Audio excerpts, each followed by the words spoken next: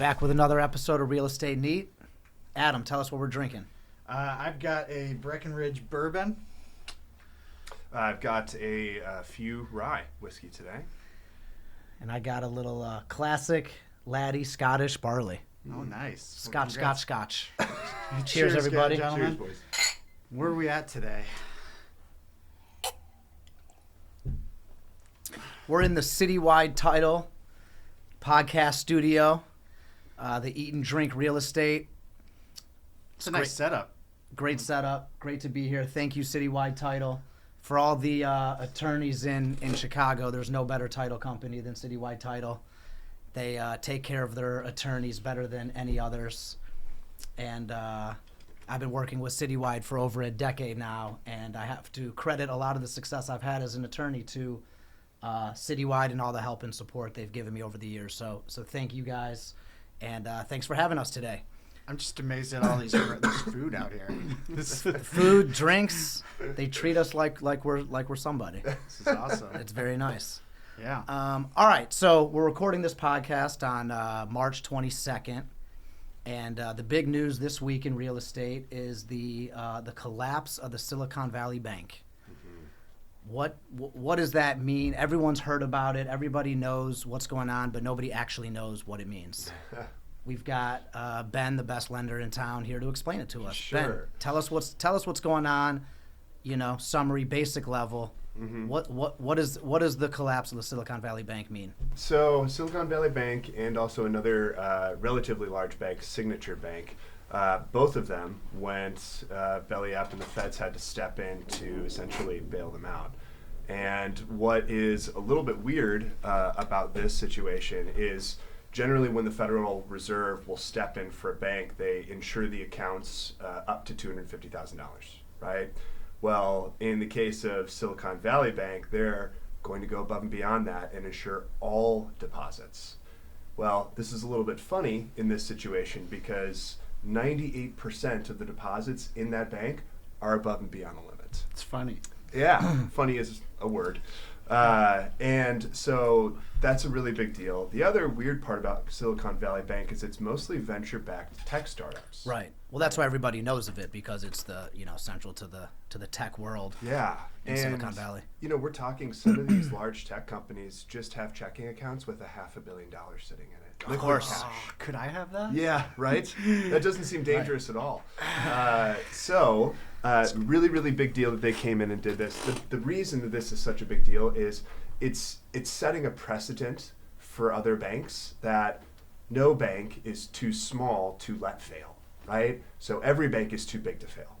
And having the Fed come in here and just go ahead and make up for all the mistakes and mismanagement that must have happened to get them there, that's a big deal.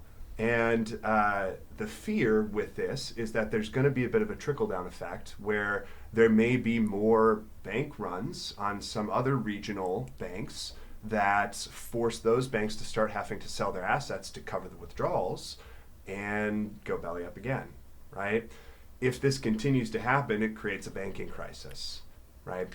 So are we worried? It's that they're worried that people that have more than $250,000 will go and withdraw a lot of money. It's really anybody. It's really. Or is it that they're worried that they're going to switch banks and go to some like a small bank?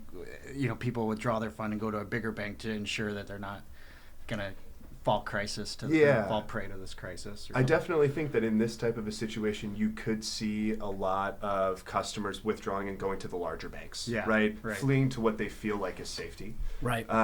And what this means for us, right, in our industry, is that investors get scared very quickly, and human psychology plays a big, big part in the stock market and the bond market. And for me, I'm watching the bonds, right, because that's what affects mortgage rates.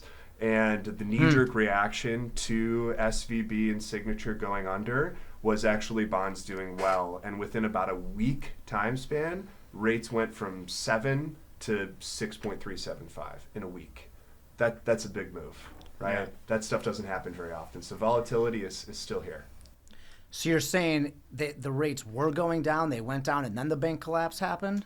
You're saying we were on a good path and then the collapse happened? Well, that's a bigger question, to be honest. So I would say the overall trend of rates was still trending downwards, but in a really slow fashion, right? There was still kind of some peaks and valleys that were happening as this overall trend was continuing. But when Silicon Valley, when all that stuff started to happen, rates were at about 7% for a single family home. Gotcha. At that point, Okay. right? They'd come up a bit. Yeah. And then in a week's time, they dropped to 6.375, which is, as we all know, a huge move, right? For people that are about to go under contract or almost already. a full interest point, right? Yeah. I mean, that's a lot. Yeah. So for your current buyers that you have, Yeah. who may be locked in at something close to 7, then they go down, what happens with the real estate deal? Well, I think anybody that's under contract on a place right now and locked into their rate needs to be talking to their loan officer about where are rates now versus when I locked. Can I take advantage of a rate renegotiation? Or if you're working with a broker, like me, can you pull the file and go to another bank and get a better deal? Right? And can you? Absolutely, you can. Yeah. So you have the ability for your clients, they're locked into a rate, they're under contract, and you can just all of a sudden scrap that rate and get them a better rate. If the market moves in our favor. If it's out there, yeah. Yeah, absolutely. Yeah, we were just talking about this today. I asked Ben, I was like, how close to closing can you do that? Because, I mean, rates, like, how much are rates jumping around? Like, they're just jumping around like day to day. Yes, right? day to day, like up to a quarter. Yeah. And so I was just like, well, what happens? Like 2 days before, 3 days before, where's the cutoff? Yeah. And it's like, what is it? It's 2 days, Well, you said? if you use a rate renegotiation where you're sticking with the same bank, you're just kind of using your one-time get-out-of-jail-free card. I mean, yeah, I've done it 2 days before closing, and no worries, right? Like, it's totally okay. It doesn't delay the closing. If you have 20 days on your hands still, you can pull from one bank and start completely fresh at a new bank at market rates. At no costs or penalty to the borrower or to you. So wow. Flip side to this, though, Gurney, this is a good one for you. Yeah. Is in the contract, right, we have what's called a mortgage contingency. Sure. And contingency means what? Contingency is your get-out-of-jail-free card. Right. If you don't have that loan approved by a certain date, you can get out of the deal. Right. So if your loan doesn't get approved, you don't have to close. Yeah. So but you're talking about a situation where your loan's already been approved. Yeah. So your contingency's waived, and now you're messing around. Yeah. Let me throw a little, I don't know. Curveball here. Exactly. So let's say you're under contract, right? And you got pre-approved and everything at a certain rate, and you're like, I don't want to lock in yet, right? And because I think rates are going to come down the next 45 days, right? And so they hold off on locking, and they're playing. It's that exact situation going on right now. The game, yeah. And so let's say they wait 4 weeks and they need to lock, and they lock, or let's say at that point the rate went up 3/4 of a point, which has happened. Absolutely could happen right now. Right. Yeah. And so now they don't qualify, right? But they're now they've got a mortgage contingency. How does that come into play if they don't lock? So the one thing about the mortgage contingency is that if you cause delay in that process, you lose the contingency. So like not locking is a delay? I don't know. If not locking is causing a delay with your loan approval, if your lender is saying, hey, we could have this loan approved today, but the guy won't lock in a rate, you are intentionally delaying the loan process. Yeah. Right? So anybody who, delays, acts in bad faith, whatever, you lose the protection of that mortgage contingency. So if you're late filing your loan application, if you take too long to order your appraisal, Ben, I'm sure, there's a million documents a buyer has to get their lender to get approved. Yeah. So I'm sure it's always going to be subjective and argumentative if somebody's delaying. Yeah. If you tell me to get you a document and I get it to you in a week, did I delay things? Nah, it's kind of tough to say. Yeah. But if it takes me 3 weeks to get you to sign initial application, the application or the form to get your tax transcripts. Oh yeah, sure. That is delaying. So now all of a sudden, if I'm coming up on my mortgage deadline and I switch banks to get a different rate, you're delaying the loan process. You wouldn't have the protection.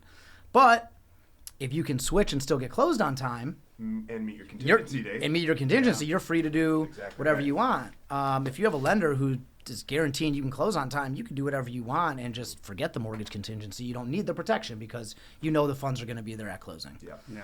I think from a seller's standpoint in today's market, I know we talk a lot for buyers here, but on a seller's standpoint, when they accept that offer, you almost want them to lock right away to ensure that, hey, you don't care about their rate or whatever. We know that they're going to get this, but then Yeah. from your aspect, at least you're able to give those buyers some reassurance, like, hey, listen, lock now so you have your house. Like, this is a competitive market. Yeah. Like, you want to lose this house because rates went up? Right. No, let's lock now at the beginning. Right. And then, 3-4 weeks from now, if rates do go down, guess take what? another look. Ben's going to take another look. And If you have Ben, bring so it down. so that's my question though. But if you're dealing with other traditional lenders, guaranteed rate, Chase Bank, whatever, do they have the ability to change your rate lock in the middle of the deal? Well, they can't pull and go to another bank because they don't have any, right? Rate renegotiations do exist for them. I don't know what their exact policies are. Okay. But the thing is, and again, because I'm a broker, we have 17 different lenders our company is signed up with right now, right? Each one has their own rate renegotiation policy. So in a volatile market, what do? Well, I look at the lenders that are going to be the most competitive with rates, bar none, but also take into consideration, do they have flexible rate renegotiation policies, right? Will they be able to use it if the rate goes down in So that's a great tip for any buyer locking in a loan right now. You need to, whoever bank you choose to go with, make sure that they are flexible when it comes to your rate lock. 100%. That's a conversation they need to have at the outset. And lock right away. Yes, that's what I was just about to say is that when I go under contract on a property, immediately that day we lock and I explain all of this to the buyer of like, hey, I want to protect us because this market is ridiculous. Yeah. If they go up, you're good. If they go down, we're awesome. flexible. I get to make a really great phone call, right? You like making that phone do. So I think we went down the rabbit hole here, but one thing about this bank crisis that kind of, the veil was lifted.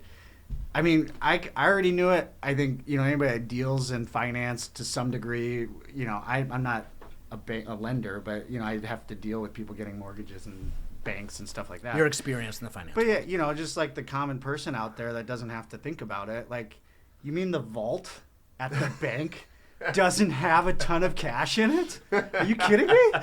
I know. I'm sorry to burst your bubble. Right. No, because the bank is lending the money. And that's what makes it so hard for just any layperson to wrap their head around what's going on and what could potentially happen. Is like you're saying, they're like, what do you mean? There's just no money. But a bank generally only maintains 10% of their deposits in liquid cash at any one time. That seems like nothing. Right? We're talking Silicon Valley Bank was $100+ billion deposit bank. They only have 10% at one time. Right. You start getting some of those bigger players withdrawing their money. Right. You get into a bank run real quick. Right. And bank consumers, the bank is just playing with your money, just so you know. 100%. Right. Yeah. You mean 10 billion goes like that really quick? Just like that. Yeah. Jeez. It reminds me of, I guess it's different, but remember in the movie Blow? When he goes to the bank and he's looking for all the money he had put away. In this case, it's different. His assets were seized. That's true.